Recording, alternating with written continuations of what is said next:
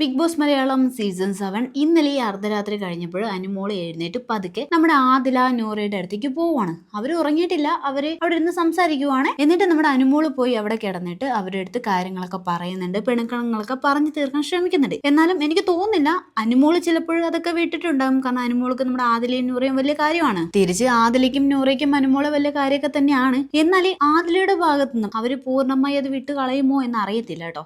കാരണം അനുമോളോട് ഇനി ഇങ്ങോട്ട് വന്നാൽ പോലും അനുമോളായിട്ട് ഒരു സഹകരണം ഉണ്ടാവില്ല എന്നൊക്കെ നേരത്തെ നൂറ പറഞ്ഞിരുന്നു. ചിലപ്പോൾ ദേഷ്യത്തിൽ പറഞ്ഞതായിരിക്കാം. ഇവിടെ ഈ സൗഹൃദം തുടർന്ന് പോവുകയാണെങ്കിൽ ശരിക്കും അതൊരു ബാധ്യതയാവും കേട്ടോ. അനുമോളെ സംബന്ധിച്ചിടത്തോളം ഒറ്റയ്ക്ക് നിൽക്കുന്ന അനുമോള് സത്യത്തിൽ ഭയങ്കര പവർഫുൾ ആണ്.